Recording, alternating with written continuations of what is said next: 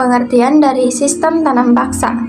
Kultur stem cell atau yang dikenal juga sebagai sistem tanam paksa adalah suatu kebijakan yang diperkenalkan oleh pemerintah kolonial Belanda di Hindia Belanda pada tahun 1830 di bawah kepemimpinan Gubernur Jenderal Johannes van den Bos. Dalam sistem ini, pribumi diwajibkan menyediakan sebagian lahan mereka sekitar 1/5 atau 20% dari tanah garapannya, atau bekerja sekitar 66 hari dalam setahun bila mereka tidak memiliki tanah. Nah, lahan tersebut digunakan untuk menanam tanaman ekspor seperti kopi, tebu, teh, dan nila, yang hasilnya harus diserahkan kepada pemerintah kolonial. Tujuan utama dari kultur Telcel adalah untuk memperbaiki keadaan keuangan Belanda yang mengalami defisit akibat peperangan dan beban administrasi kolonial dengan cara memperoleh pendapat sebanyak-banyaknya dari komoditas ekspor dan pemanfaatan kerja serta tanah rakyat jajahan. Meskipun secara tertulis ada aturan-aturan untuk membatasi beban rakyat, seperti bahwa tanah yang digunakan untuk menanam tanaman tersebut wajib tidak boleh melebihi 20%, atau bahwa jika hasil tanaman melebihi pajak tanah, maka kelebihannya akan dikembalikan. Dalam praktik sistem ini, banyak penyimpangan yang membuat rakyat pribumi menderita. Latar belakang dari kultur Telcel adalah Belanda mengalami krisis keuangan yang cukup parah setelah beberapa perang besar, terutama Perang Diponegoro pada 1825 sampai 1830, serta akibat konflik di Eropa seperti pemisahan Belgia dan masa pemerintahan Napoleon. Pengeluaran mereka jauh lebih tinggi dibanding pemasukan, sehingga ada kebutuhan yang mendesak untuk mencari sumber pendapatan yang efisien dan cepat dari wilayah-wilayah jajahan. Sebelum tanam paksa diberlakukan, pernah ada sistem sewa tanah atau yang bisa disebut landeren pada masa Gubernur Jenderal Raffles tahun 1811 sampai 1816 yang mengharuskan petani membayar sewa tanah secara tetap kepada pemerintah kolonial. Namun, sistem ini dianggap tidak berhasil menghasilkan keuntungan yang cukup besar karena banyak tanah tak digunakan secara optimal dan pemasukan dari sektor pertanian menurun. Selain itu, Belanda melihat bahwa potensi ekspor komoditas seperti kopi, gula, tembakau, dan nila sangat besar bila dikelola dengan sistem yang memaksa pengalokasian tanah petani untuk tanaman ekspor. Karena pasar Eropa membutuhkan barang-barang ini, pemerintah kolonial berpikir bahwa tanam paksa bisa menjadi solusi agar kas Belanda cepat terisi kembali dan defisit anggaran bisa ditutup. Johannes van den Bos ketika diangkat menjadi Gubernur Jenderal Hindia Belanda mengambil inisiatif menetapkan kultur Telcel sekitar tahun 1830 sebagai kebijakan resmi. Ia mengusulkan kepada Raja William agar kebijakan ini diterima dan dijalankan sebagai jawaban atas kondisi keuangan Belanda yang kosong dan banyak utang, dan juga sebagai cara untuk memaksimalkan penguasaan atas sumber daya di Hindia Belanda. Penerapan satu kebijakan mewajibkan setiap desa menyisihkan sebagian tanahnya alias 20% untuk ditanami komoditi ekspor khususnya kepo, tebu, dan tarum. Hasil tanaman ini akan dijual kepada pemerintah kolonial dengan harga yang sudah ditentukan. Tanah yang digunakan untuk kepentingan kultur Telcel dibebaskan dari pajak. Rakyat yang tidak memiliki tanah pertanian dapat menggantinya dengan bekerja di tanah-tanah pertanian dan pabrik pengolahan hasil tanaman milik pemerintah selama 66 hari atau 1-3 tahun.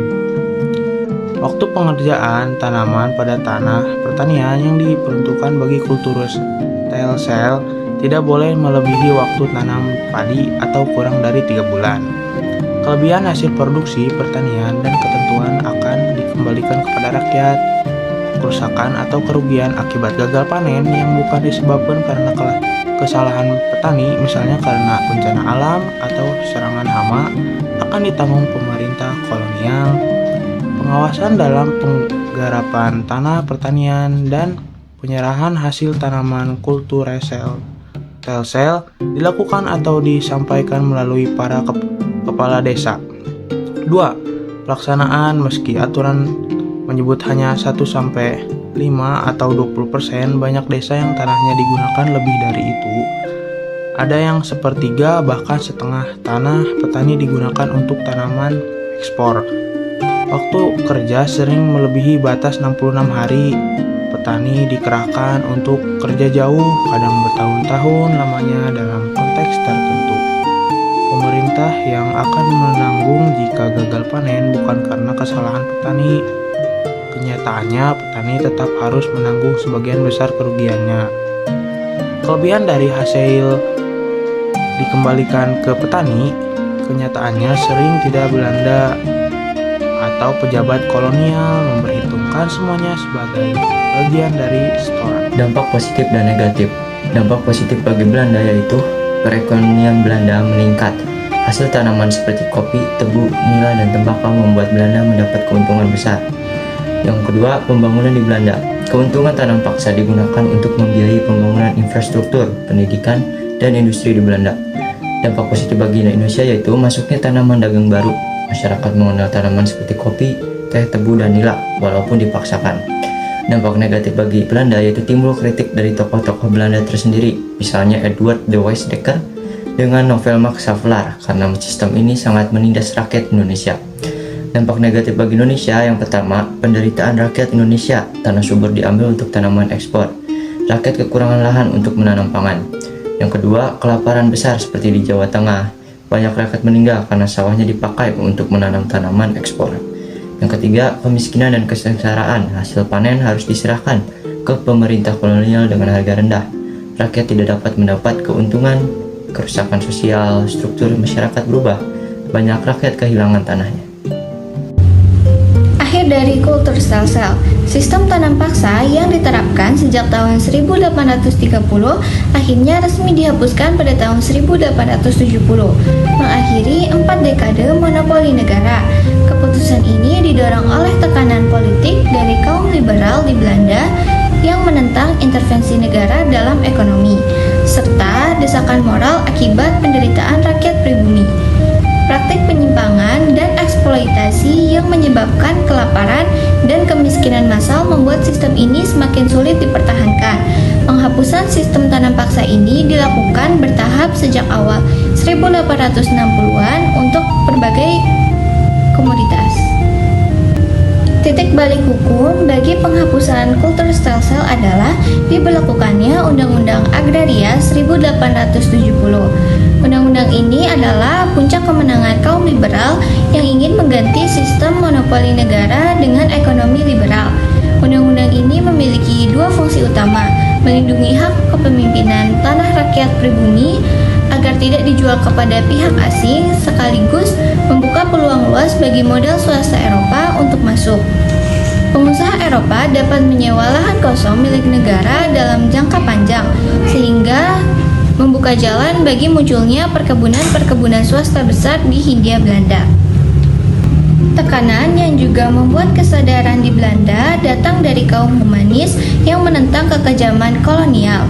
Tokoh utamanya adalah Edward de Weizsäcker. Menggunakan nama samaran Multatuli, ia menulis novel terkenal yang berjudul Max Havelaar 1860, sebuah kritik sosial yang berdasarkan pengalamannya sebagai asisten residen. Buku ini berhasil menggemparkan publik Belanda dan membuka mata mereka terhadap penderitaan yang disembunyikan di balik keuntungan kolonial. Kritik dari Multatuli ini didukung oleh perjuangan politikus seperti Baron van Hove di parlemen yang memberikan dorongan moral yang kuat untuk menghentikan sistem tanam paksa. Semulanya tanam paksa 1830 sampai 1870 adalah sistem kolonial Belanda yang mewajibkan petani Indonesia menanam tanaman ekspor seperti kopi, tebu, nila, tembakau, dan lain-lain. Untuk kepentingan Belanda, sistem ini lahir akibat krisis keuangan Belanda pasca perang digagas oleh Johannes van den Bosch. Dampak untuk Indonesianya yaitu rakyat menderita, lahan pangan berkurang, terjadi kelaparan, kemiskinan, dan kerja paksa. Dampak untuk Belanda, utang negara lunas, ekonomi maju, industri dan infrastruktur berkembang pesat. Kritik kaum liberal menantang karena membatasi kebebasan ekonomi, sedangkan kaum humanis seperti Edward Lorenz Dekker, Max Havelaar mengancam penderitaan rakyat. Akhirnya tanam paksa dihapus tahun 1870 dengan lahirnya UU Agraria, membuka jalan bagi ekonomi liberal di Hindia Belanda. Jadi tanam paksa sangat menguntungkan Belanda tetapi menimbulkan penderitaan besar rakyat Indonesia sehingga menjadi bukti nyata penindasan kolonial. Terima kasih.